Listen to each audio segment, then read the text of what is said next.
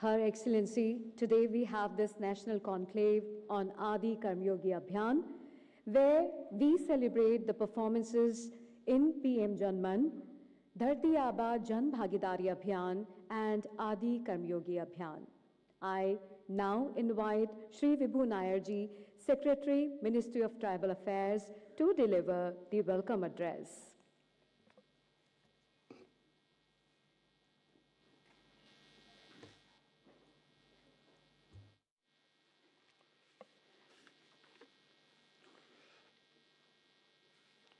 Your Excellency, the President of India, distinguished dignitaries on the dais, esteemed colleagues, and fellow Adi Karma Yogis. It is my profound honor and privilege to welcome you all to this national conference on Adi Karma Yogi Abhiyan, a celebration of service, of partnership, and most importantly, of hope. We are deeply honored by the gracious presence of Her Excellency, the President of India, whose steadfast guidance and constant encouragement have been a source of strength and inspiration for every Adi Karma Yogi present in this hall and in every village of India. Today's conference brings together senior officers of the Government of India and the states, along with district magistrates, Adi Karma Yogis, Adi Seyogis, from the villages of far-off geographies of India, united on one platform to chart the course towards a tribal vision of India 2030. Throughout the day, deliberations have been held across 5 vital themes. They include education and skill development, health and well-being, livelihood, rural development, governance, and institutional reforms. The deliberations have led to some very interesting solutions or suggestions coming from Village India that include, like from Tripura, having skill gurukuls, or from other parts of country having mother kitchens to address the specific challenges faced by the tribal villages of the country. These discussions draw upon the learnings of Adi Seva Parv, during which tribal communities, shoulder to shoulder with government officials, prepared over 50,000 tribal village visions 2030, a people-led participatory roadmap that captures the dreams and aspirations of every tribal village of India. Your Excellency, I am pleased to share that this national effort has already borne extraordinary fruit.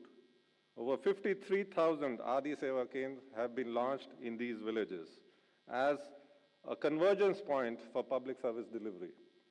More than 56,000 tribal village visions have been put together and have been placed before the various ministries of Government of India today. Nearly 1 million Adi Sathis and Adi Seyogis have volunteered and pledged an hour every week to community service, what we proudly call the Adi Seva Samay. This is not a program, it's a movement, as you had told us very often, a movement of confidence, of empowerment, and of co-creation. Your Excellency, these achievements stand as a living testament to your visionary guidance and to the leadership of our Honorable Prime Minister, who has placed tribal welfare and empowerment at the heart of India's development. On behalf of the Ministry of Tribal Affairs and every Adi Karma Yogi present here and from the villages, I offer our deepest gratitude to you, Your Excellency, for your constant support, your faith, and your inspiration. Guided by your wisdom and inspired by the Prime Minister's call for Viksit Bharat 2047, we reaffirm our collective resolve to build empowered, self-reliant, and vibrant tribal villages that will stand as pillars of developed and inclusive India. With these words, I once again extend a warm welcome to our Honorable Excellency and to all participants of this national conference. Together, let us continue this journey of dignity, of opportunity, and of shared progress and hope. Jai Hind.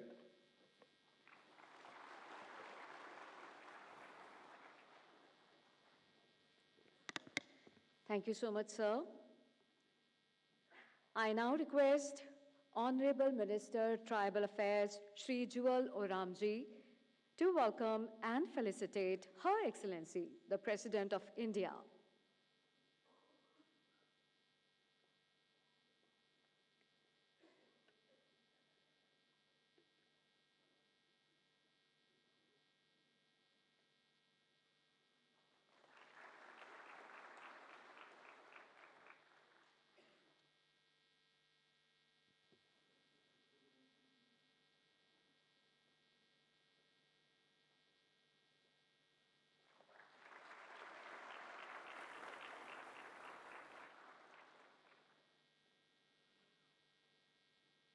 Thank you, sir. Let's now see a short film on Adi Karmyogi Abhiyan, followed by a short film on PM Janman.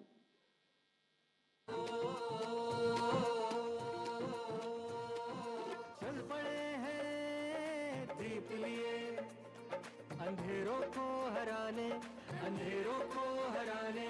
हर गांव से उठे हैं नायक, भविष्य नया बनाने, भविष्य नया बनाने।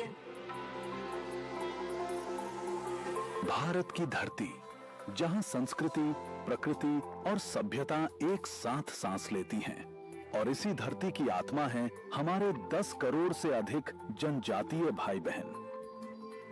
प्रधानमंत्री श्री नरेंद्र मोदी जी के नेतृत्व में बीते 10 वर्षों में जनजातीय सशक्तिकरण का एक नया युग शुरू हुआ है, जहां गांवों से लेकर शहरों तक विकास और सम्मान की रोशनी पहुंची है। जन जन के सशक्तिकरण की इस यात्रा का नया अध्याय शुरू हुआ 10 जुलाई 2025 को आदि कर्मयोगी अभियान के साथ। आदि कर्मयोगी अभियान भारत सरकार के जनजातीय कार्य मंत्रालय द्वारा शुरू की गई एक परिवर्तनकारी पहल। इसका उद्देश्य रेस्पॉन्सिबल गवर्नेंस के माध्यम से जनजातीय समुदाय को सशक्त बनाना। ये कार्यक्रम एक समावेशी और समन्वयमूलक भारत के निर्माण के हमारे सामूहिक संकल्पों को दर्शाता है। देश के कई सारे विभागों के अधिकारियों ने चेंज मैनेजमेंट ट्रेनिंग के जरिए रिस्पॉन्सिव गवर्नेंस की नई परिभाषा गढ़ी। साथियों, देश भर में अलग अलग चरणों में आदि सेवा पर्व की गूंज पहले से ही सुनाई दे रही है। ये अभियान हमारे जनजातीय समाज को विभिन्न योजनाओं से सीधे जोड़ने का सेतु बनेगा। 17 सितंबर से 2 अक्टूबर 2025 तक मनाया गया आदि सेवा पर्व देश के कोने कोने में सेवा, संकल्प और समर्पण की भावना का सजीव उदाहरण बन गया। इन 15 दिनों में अधिकारी गांवों में पहुंचे, लोगों की समस्याएं सुनी, शिकायतें सुलझाईं, योजनाओं की समीक्षा की। गांवों में स्थापित हुए आदि सेवा केंद्र, जहां से शासन की हर सुविधा सीधे नागरिक के द्वार तक पहुंची। आदि सहयोगी और आदि साथी ने ग्राम सभाओं को जनशक्ति और जन चेतना का मंच बनाया। इस पर्व के दौरान नुक्कड़ नाटक और ग्राम संवादों के बीच जब अधिकारी और नागरिक साथ चले तो तैयार हुए गांव विजन और विलेज एक्शन प्लान, जहां हर गांव ने स्वयं अपने भविष्य की तस्वीर गढ़ी। ये राष्ट्रीय अभियान भारत के इतिहास में सुनहरे अक्षरों में दर्ज होगा।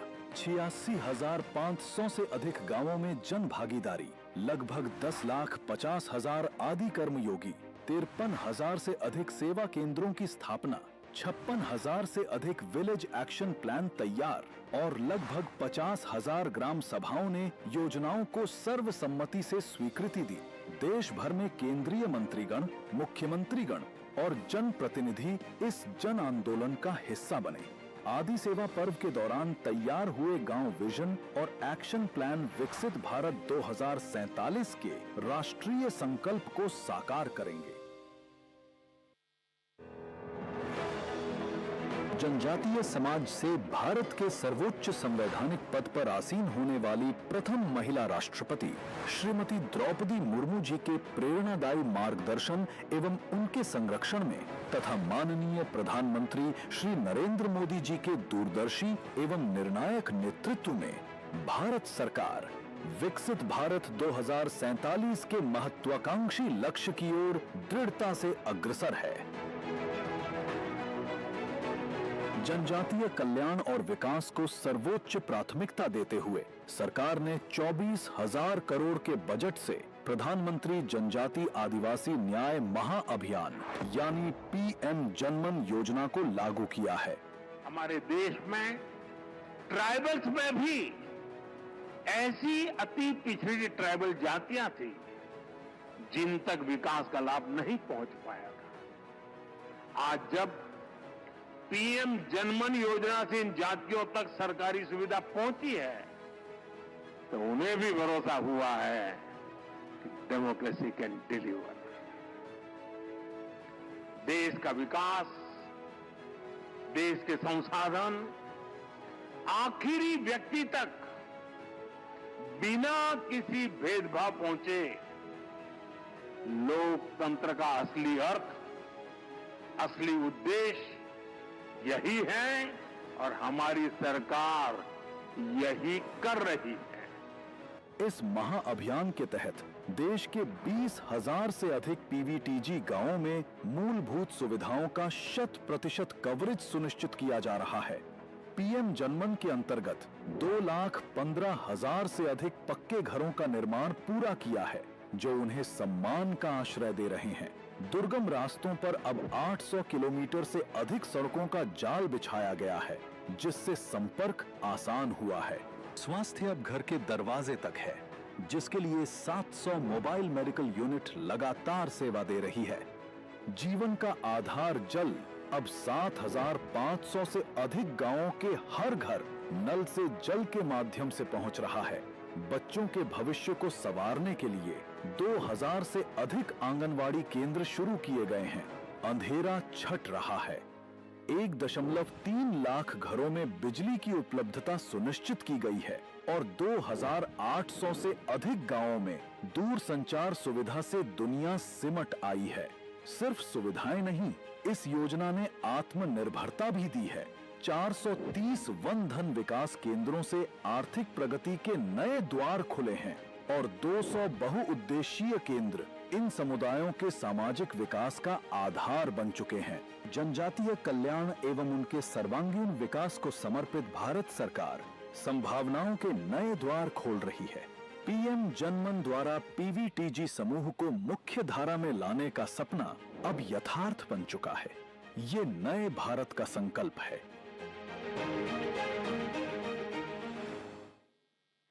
Dear members,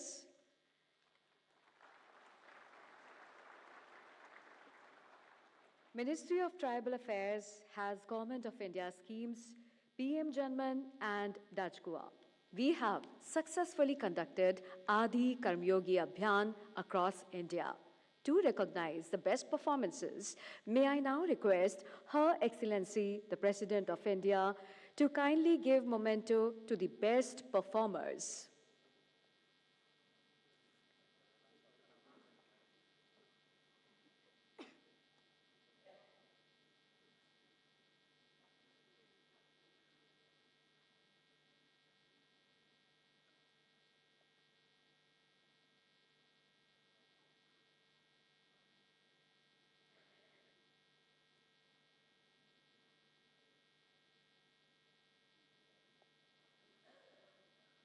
We begin with best performing ministries, which are Ministry of Rural Development,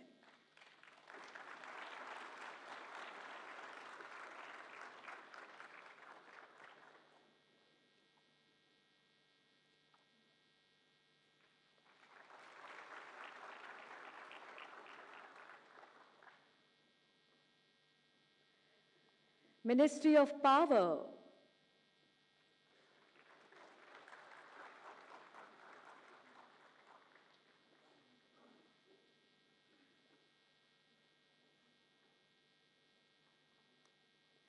Ministry of Women and Child Development,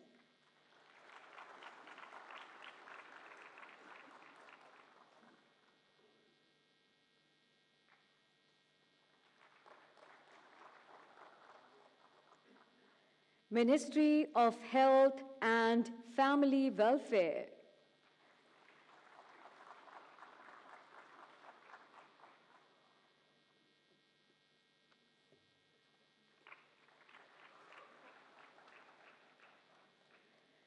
Ministry of Jal Shakti,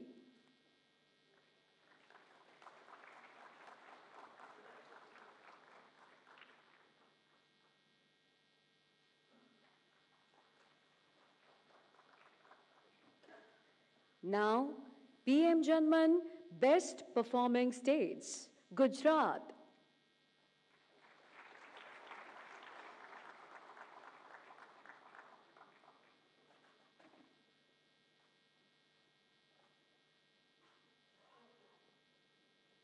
Uttarakhand.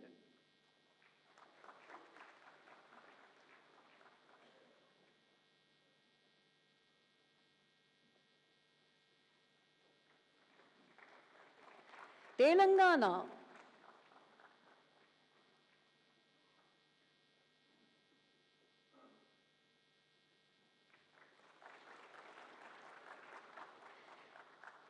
Chhattisgarh. Chhattisgarh is also being recognized for Adi Karmyogi Abhiyan.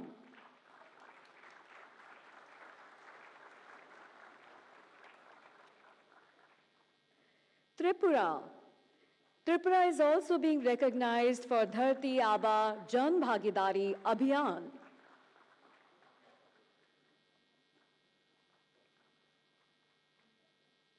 PM Janman, Best Performing Districts. Dhamtari, Chhattisgarh.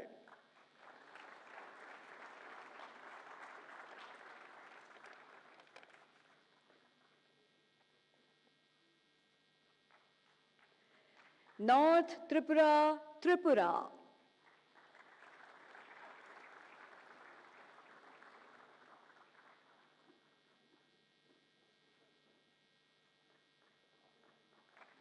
Shivpuri, Madhya Pradesh.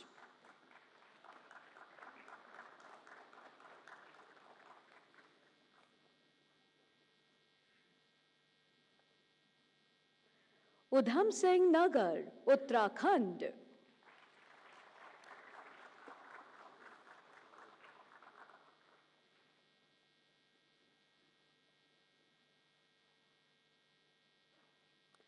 Navsari, Gujarat.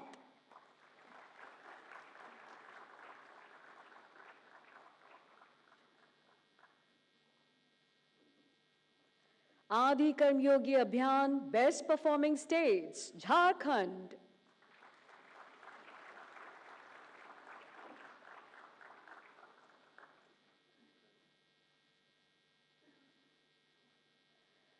Madhya Pradesh.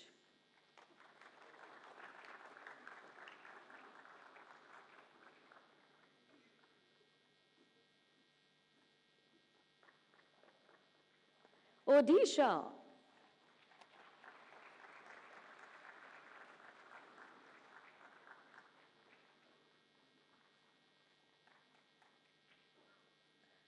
Andhra Pradesh. Andhra Pradesh is also being recognized for Dharti Aba Jan Bhagidari Abhiyan.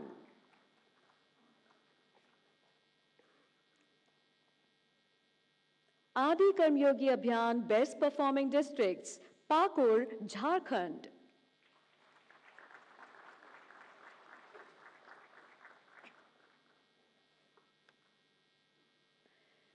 Betul, Madhya Pradesh.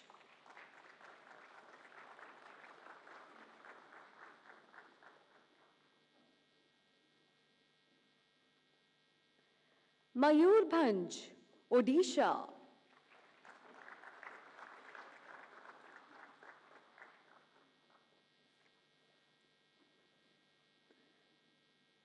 Valsad, Gujarat.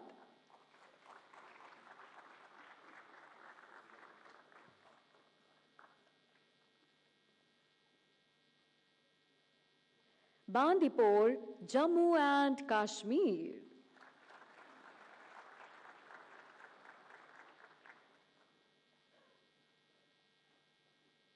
Gadchiroli, Maharashtra.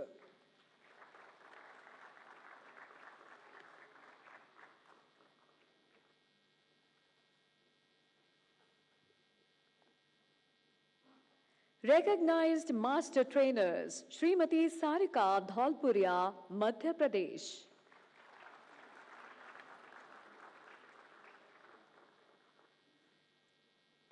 Rakesh Biswal, Odisha.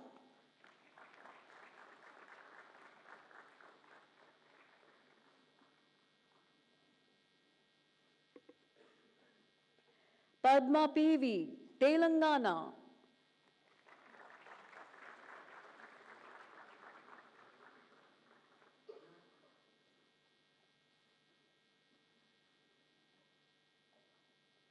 Shri Lalit Shukla, Chhattisgarh.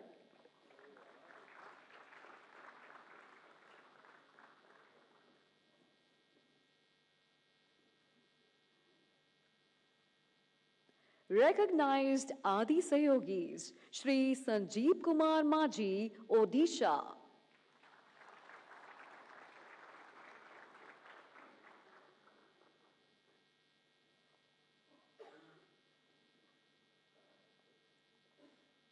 Shri Chetty Sankra Rao, Andhra Pradesh.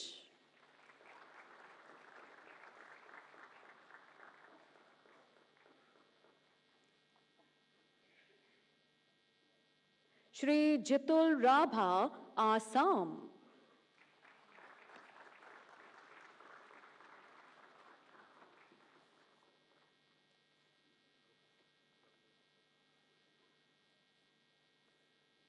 Dharti Aaba Jan Bhagidari Abhiyan Best Performing States, Maharashtra.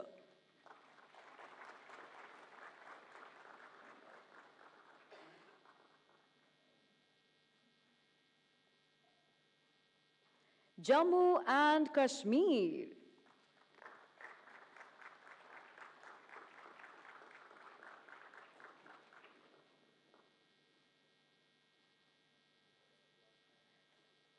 Rajasthan.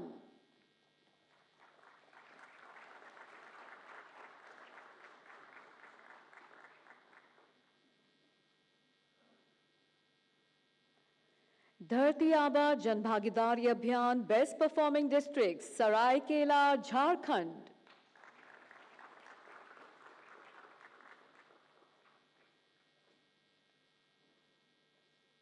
Korea, Chhattisgarh.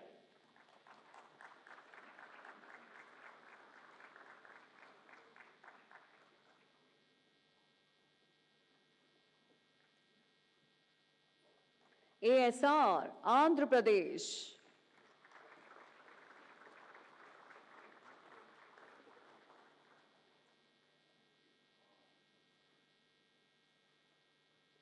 Senapati, Manipur.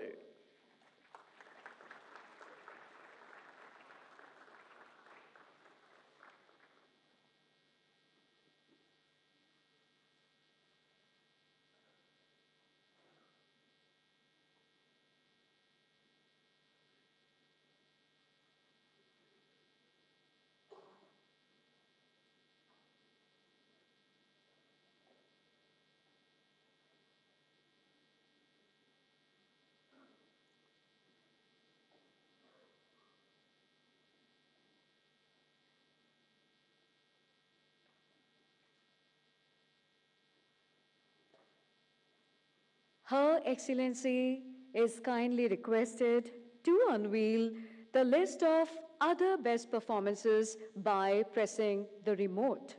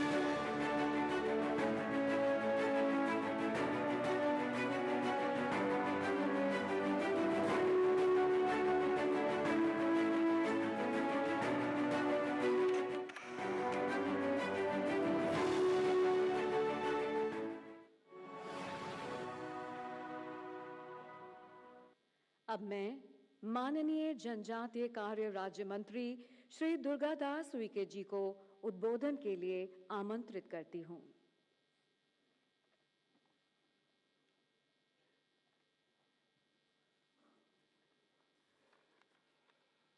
आत्मीय भाइयों बहनों, हम सभी का सौभाग्य है कि आज हमारे बीच में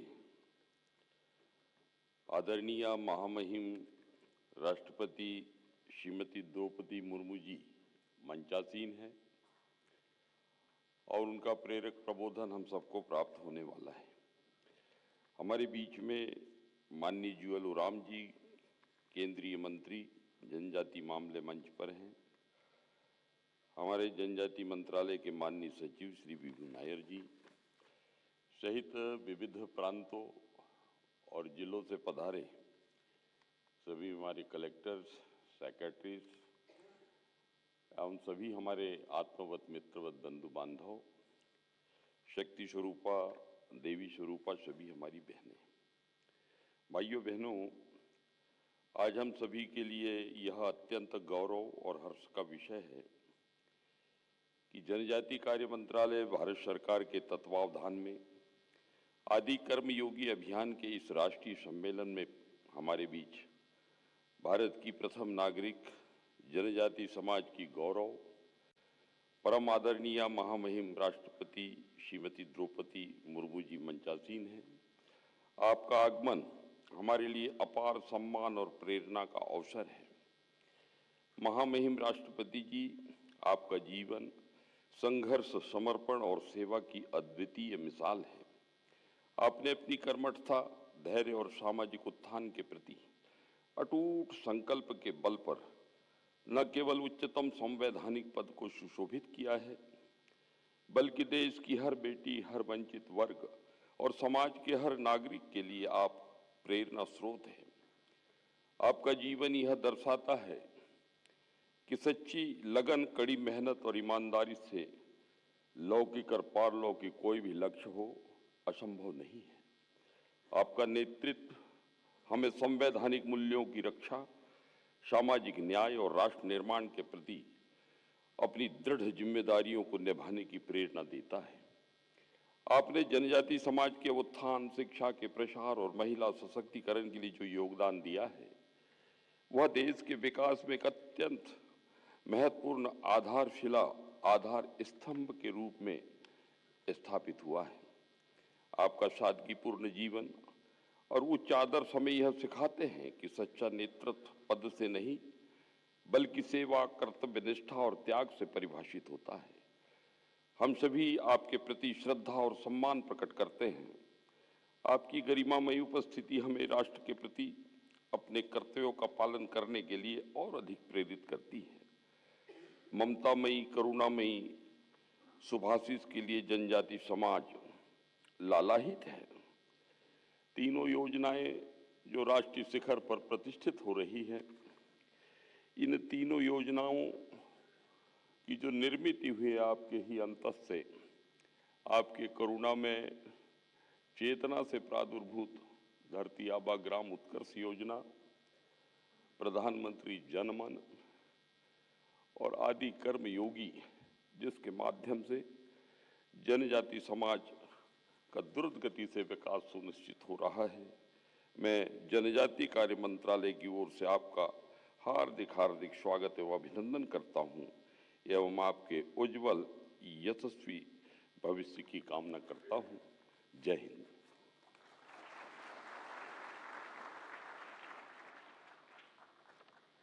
धन्यवाद sir. I now request the Honorable Minister of Tribal Affairs, Shri Juel Oram ji, to kindly deliver his address.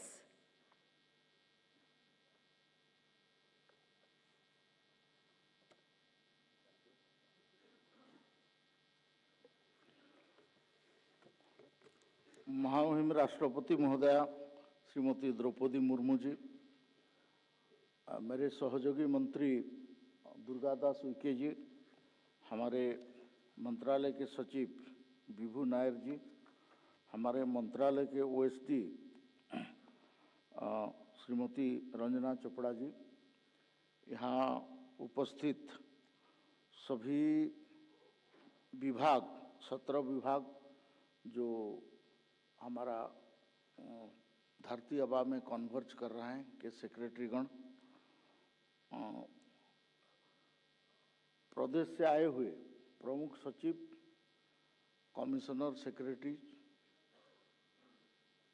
बाकी जनजाति कार्य को देखने वाले ITDA प्रोजेक्ट ऑफिसरगण, आदि कर्मयोगी को आगे बढ़ाने वाले मास्टर ट्रेनर और मीडिया के साथीगण, मैं महामहिम राष्ट्रपति का आभार व्यक्त कर रहा हूं कि वो समय दिया हम लोग को, आप लोग को हम लोग प्रोत्साहन के रूप में सम्मानित किया। और आज जो 5 अलग अलग जो संगोष्ठी हुआ उसमें आपने विचार दिया और उसमें से अच्छा सुझाव आया है, ऐसा मेरे को सूचना मिला है, उसको आगे हम काम में लगाएंगे। महामहिम राष्ट्रपति जनजाति समुदाय के हैं, मैं व्यक्तिगत रूप से उनको जानता हूं और बहुत शुरू से ही जानता हूं। वो रायरंगपुर म्यूनसिपालिटी के वार्ड काउंसिलर के रूप में अपना राजनीतिक जीवन शुरू करके आज सर्वोच्च पद भारत के महामहिम राष्ट्रपति के पद में वो आ चुके हैं। जीवन में उनका बहुत उतराव चढ़ाव रहा, बहुत तकलीफ भी हुआ उनका, इसके बावजूद वो जनजाति के लिए समर्पित कार्य कर रहा है। उन्हीं का सोच, उन्हीं का दिमाग का ये उपज है कि PM जनमन शुरू किया जाए, जिनको माननीय प्रधानमंत्री नरेंद्र मोदी जी ने स्वीकार किया और 24,000 करोड़ का राशि स्वीकृत करके घोषणा करके उसको काम में लगाने के लिए बताया। महामहिम राष्ट्रपति जी का ही सुझाव था कि हम धरती आबा ग्राम उत्कर्ष योजना का भी चालू करें। एक गांव में हम कुछ काम करके छोड़ देते हैं, इसमें कोई नहीं होता है, हमको पूरा कन्वर्ज करना है। TSP अप्रोच जो है, ट्राइबल सब प्लान अप्रोच है, इसको नॉशनल नहीं करना है, इसको आपको प्रैक्टिकली करना है। जैसे RD मिनिस्ट्री आपका प्रधानमंत्री आवास तो बनाता है, लेकिन जनजाति के लिए स्पेशल बनाए। ऐसे प्रधानमंत्री आपका जो रोड है, रास्ता बनाता है, लेकिन जनजाति क्षेत्रों के लिए अलग से 80,000 किलोमीटर का रास्ता अलग से बनाए, 25,000 किलोमीटर का। ऐसे आपका इरिगेशन मिनिस्ट्री है, जल संसाधन मिनिस्ट्री है, आपका इलेक्ट्रिफिकेशन MNRE है, ये सब कन्वर्ज करे और टोटल आपका 549 डिस्ट्रिक्ट भारत का, इसमें वो काम करे। 3,290 करीब का ब्लॉक है, करीब का, इसमें हम लोग जाएं। 63,000 गांव में, उससे ज़्यादा गांव में हम लोग संपूर्ण करें। इसके लिए काम करने के लिए आपने निर्देशित किया और भारत सरकार के माननीय प्रधानमंत्री जी ने इसको स्वीकृत किया और हमारा मंत्रालय को नोडल मिनिस्ट्री के रूप में काम करने के लिए बताया और बाकी मंत्रालय इसमें पूर्ण सहयोग से काम कर रहे हैं। आदि कर्मयोगी सशक्तिकरण, लोगों को एम्पावर करना, जनजाति समाज के लिए दूसरा कोई नहीं आएगा, उनका समाज में से ज़्यादा लोग आएं और काम करें, इसके लिए भी आपने प्रेरणा दिया। आपको मैं धन्यवाद देता हूं। आपने 5 सेमिनार राष्ट्रपति भवन में बुलाया, उसमें से रिटायर्ड IAS, IPS, जजेस और इस दिशा में काम करने वाले NGO से लेकर बाकी व्यक्तियों को आपने 60 का संख्या में एक सूचीबद्ध करके हम उसको हमके सहयोग से आपने उनको बुलाया और उनको आपने प्रेरणा दिया, उनको मार्गदर्शन किया कि आपका अगर काम करना है, आपका समाज का उत्थान करना है, बाकी लोग आएंगे, इसमें कोई मना नहीं, लेकिन आपको स्वयं को इसमें आना है। उसी क्रम से आपका ये आदि क्रम योगी का एक टाइप का चिंतन हुआ। आज इस अभियान में आप सफलतापूर्वक 68,620 गांव तक हम लोग पहुंच पाए हैं, ऐसा हम लोग के पास आंकड़न आया है।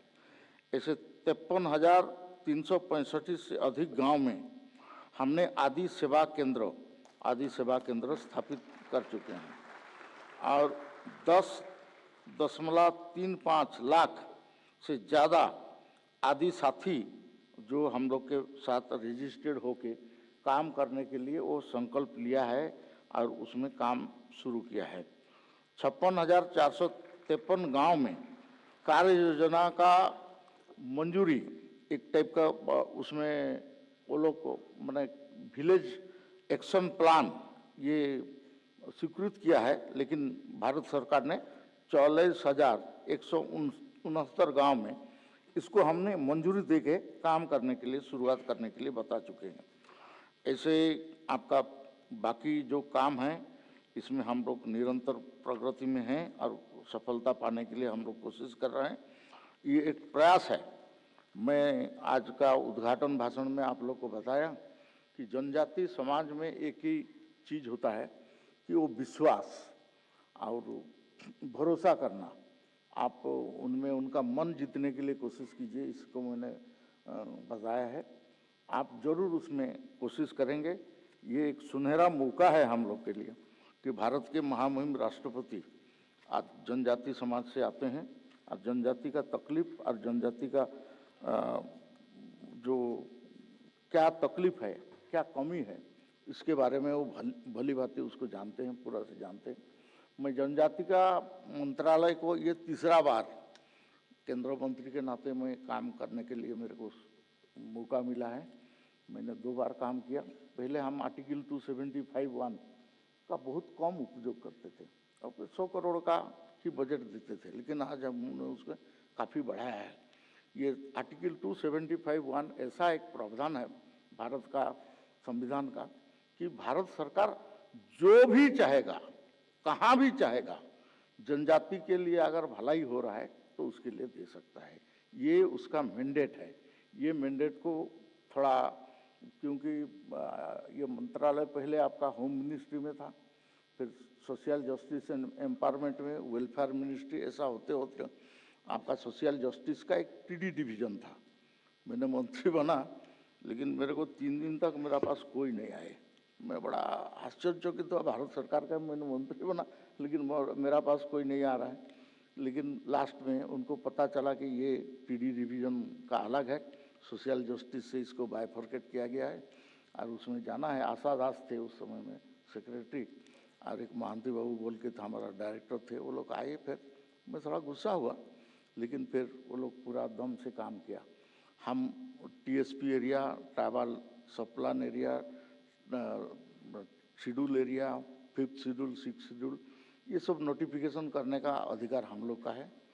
किसको जनजाति में हम लेंगे नहीं लेंगे, ये आर्टिकल 342 का संविधान का हिसाब से हम लोग का अधिकार है।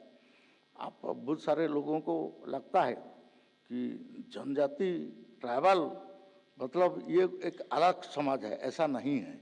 ये भारत का ही समाज का एक अंग है। सोशियो इकोनॉमिक क्राइटेरिया के कारण हम उसको शेड्यूल ट्राइब का दर्जा देते हैं। बहुत सारे लोग को ये पता नहीं है। पीएम सहित जो डिप्टी स्पीकर लोकसभा का होते थे वो लाक्षाद्वीप से रिप्रेजेंट करते थे एंड वो शेड्यूल ट्राइब के रूप में आते थे। ही वाज ए मुस्लिम, लेकिन वो शेड्यूल ट्राइब होते थे। तो इसलिए भारत सरकार में किसी को भी हम ट्राइबल बना सकते हैं। इसमें बहुत सारे अगला पिछला ऐसा नहीं है, वो एरिया स्पेसिफिक है। महाराष्ट्र में तो तहसील के हिसाब से चलता है। किस तहसील में एक जनजाति वो ट्राइबल है तो दूसरा तहसील में वो नहीं है। ये एरिया स्पेसिफिक है एंड आपका एक टाइप का कास्ट स्पेसिफिक है और आपका उनका डेवलपमेंट का इंडिकेटर के स्पेसिफिक है। तो इसलिए जनजाति समाज बाकी समाज से अलग नहीं है, ये भारत का ही समाज है, वो पुराना व्यवस्था में ही चलता है, लेकिन इनका थोड़ा चलन और इनका रीति रिवाज और सामाजिक व्यवस्था ये अलग है। इसको समझना पड़ेगा, आप लोग समझेंगे और इसको आगे बढ़ाएंगे। महामहिम राष्ट्रपति जी आए हैं, उनका मार्गदर्शन हम लोग को प्राप्त होगा और आगे फिर हम प्रेरित होकर प्रेरणा लेके हम आगे फिर जोरदार से काम करेंगे। इसी शब्द के साथ महामहिम राष्ट्रपति जी का, आप लोग का सबका मैं स्वागत करता हूं और मेरा बात को ही समाप्त करता हूं। जय हिंद, वंदे मातरम, भारत माता की जय।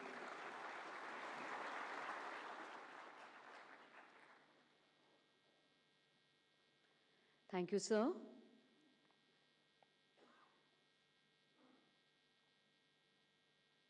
May I now respectfully invite and request Her Excellency, the President of India, to address the gathering.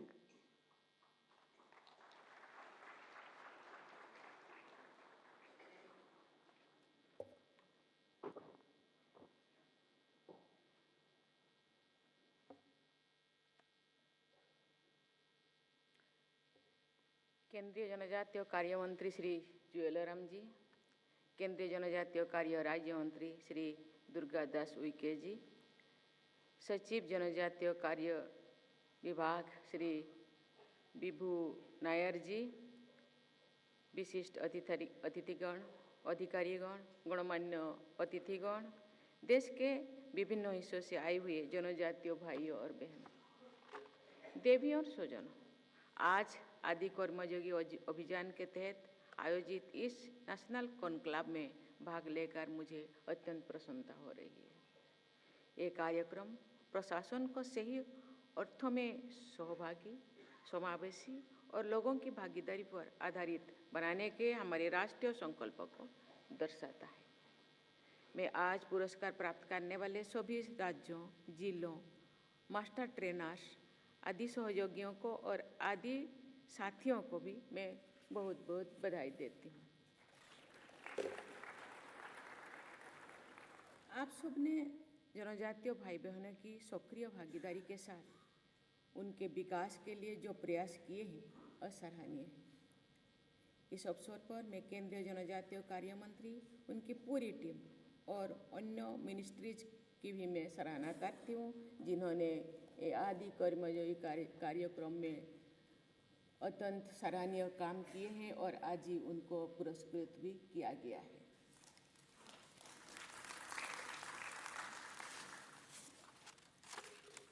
आदि कर्मयोगी अभियान इस परिवर्तनकारी सोच के साथ शुरू किया गया है कि प्रत्येक आदिवासी गांव आत्मनिर्भर और स्वाभिमानी बने। इस अभियान के माध्यम से ये सुनिश्चित करना है कि राष्ट्र के विकास की यात्रा में आदिवासी समुदाय की भी भागीदारी हो और विकास का लाभ भी सभी आदिवासी क्षेत्रों और लोगों तक पहुँचे। मैं यहाँ आदिवासियों के चरित्र के बारे में मैं कहना चाहूँगी। आदिवासी जो सदियों से इस भारत में रहते हैं, लेकिन आदिवासी का चरित्र ऐसे है, आज हम देश आज़ादी के 75 वर्ष से ज़्यादा हो गया है, लेकिन आदिवासी अभी तक उसी जगह पे है जहाँ आदिम काल में थे, क्योंकि आदिवासी अपने स्वाभिमान से जीते। आदिवासी कभी किसी को मांगते नहीं, अपने अंदर ही वो उनके ज़रूरत क्या है वो खोजते हैं और जानते हैं ये डेमोक्रेटिक कंट्री है और वोट देते हैं, लेकिन मांगना कभी सीखे नहीं।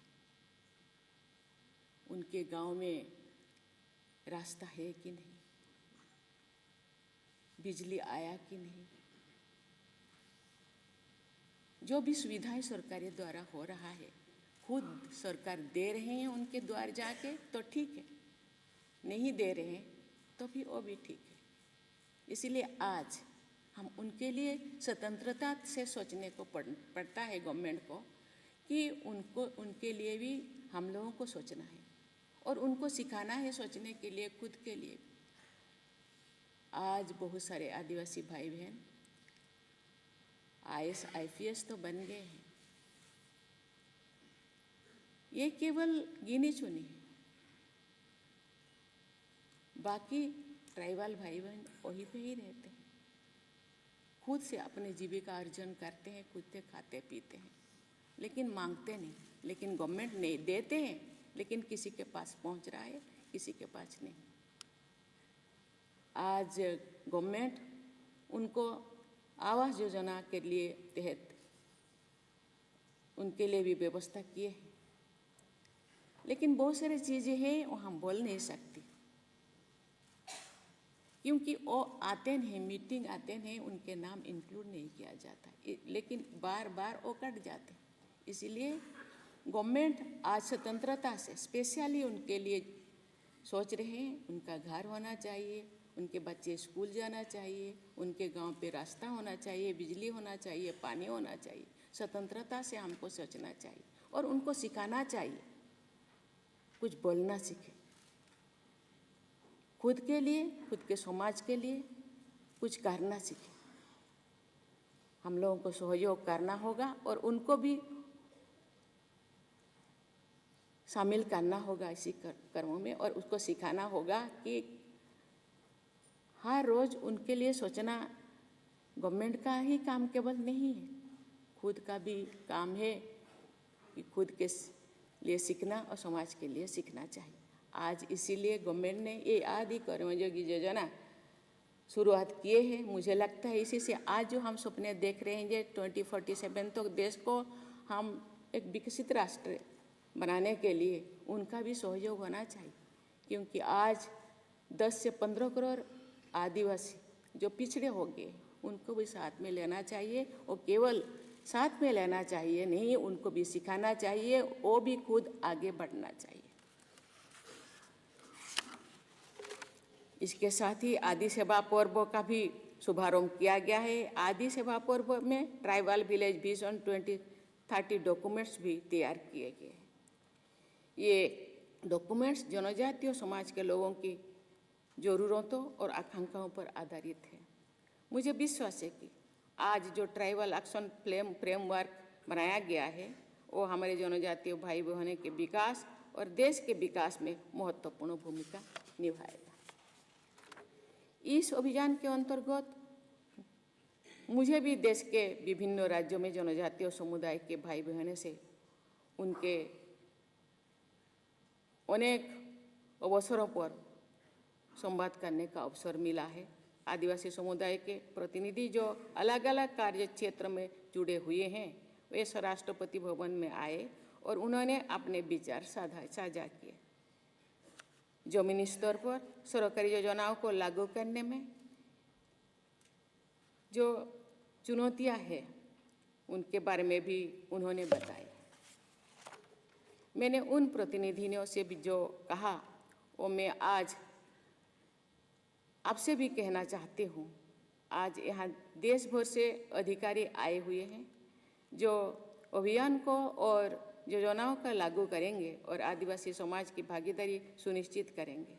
आप सब संकल्प लें कि आदि कर्मयोगी अभियान का उद्देश्य पूरा करना है और सभी जनजातीय भाई बहनों को साथ लेकर उनके विकास के लिए अथक परिश्रम करना है। आज आप सब ने इस नेशनल कॉन्क्लेव में भाग लिया है। मुझे विश्वास है कि आज के इस कॉन्क्लेव में आपको दूसरे राज्यों से और अधिकारियों से कुछ सीखने को भी मिला होगा। आपको अपनी चुनौतियों का सामना करने अथवा अपनी समस्याओं का समाधान करने की तरीका भी समझ में आए होंगे। आप सब ने अपनी बेस्ट प्रैक्टिसेस भी साझा किए होंगे। मैं आशा करती हूँ कि आप सब अपने अपने क्षेत्र में जाकर नई ऊर्जा और नवीन सोच के साथ कार्य करेंगे तथा एक दूसरे से संपर्क भी बनाए रखेंगे। देवियों और स्वजनों, भारत एक जनजातीय समुदाय देश की सामाजिक सांस्कृतिक विविधता का महत्वपूर्ण हिस्सा है। जनजातीय परंपराएं हमें याद दिलाती है कि विकास प्रकृति के साथ सामंजस्य में ही होनी चाहिए। इन समुदायों के समग्र विकास के लिए हाल के वर्षों में सरकार ने अनेक ठोस कदम उठाए हैं। इन प्रयासों का उद्देश्य केवल आर्थिक सहायता देना नहीं है, बल्कि जनजातीय समाज को शिक्षा, स्वास्थ्य, रोजगार, तकनीकी कौशल और शासन व्यवस्था में समान भागीदारी के अवसर भी प्रदान करना है। सरकार ने जनजातीय क्षेत्रों में आधारभूत सुविधाएं का तेजी से विस्तार किया है। सड़क, बिजली, स्वच्छ जल, स्वास्थ्य केंद्रों और विद्यालयों की पहुंच बढ़ाई गई है। शिक्षा के माध्यम से जनजातीय युवाओं को मुख्यधारा में जोड़ने के लिए आवासीय विद्यालयों और छात्रवृत्ति कार्यक्रम की व्यवस्था की गई है। कौशल विकास और स्वरोजगार योजनाओं से पारंपरिक कारीगरी, हस्तशिल्पी और उद्यमिता को नई दिशा मिली है। इन प्रयासों से न केवल आजीविका के साधन बढ़े हैं, बल्कि आत्मविश्वास और आत्मनिर्भरता की भावना भी मजबूत हुई है। देवियों और स्वजनों, आदि कर्मयोगी अभियान के द्वारा ग्राम सभाओं और समुदायों के नेतृत्व वाली संस्थाओं को सशक्त बनाने से जन भागीदारी की भावना को मजबूती मिली है। इस अभियान में हमारे आदिवासी समुदाय के ज्ञान और प्रकृति के प्रति प्रेम का सम्मान भी निहित है। देश भर में आदि सेवा केंद्र की स्थापना स्थानीय शासन को मजबूत करने की दिशा में एक महत्वपूर्ण कदम है। ये केंद्र सिंगल विंडो फैसिलिटी सेंटर्स के रूप में कार्य करते हैं। देवियों और स्वजनों, मुझे ये जानकर बहुत खुशी हो रही है कि प्रगति के साथ साथ जनजातीय समाज की संस्कृति, परंपराओं और ज्ञान के संरक्षण पर भी ध्यान दिया जा रहा है। आदि संस्कृति जैसे पहल ये दिखाती है कि सांस्कृतिक पहचान और आर्थिक प्रगति दोनों ही विकास के पूरक स्तंभ है। जनजातीय विरासत को डिजिटल टेक्निक से जोड़कर पारंपरिक ज्ञान को संरक्षित भी रखा जा सकता है और उसका प्रचार प्रसार भी किया जा सकता है। हम सब जानते हैं कि यहाँ 1500 से ज़्यादा जनजातीय ग्रुप से उनका भाषा, उनका रहन सहन, उनका संस्कृति, उनका बोलचाल अलग अलग है। इसीलिए उनके भाषा, संस्कृति आहिस्ता आहिस्ता विलुप्त हो रहा है।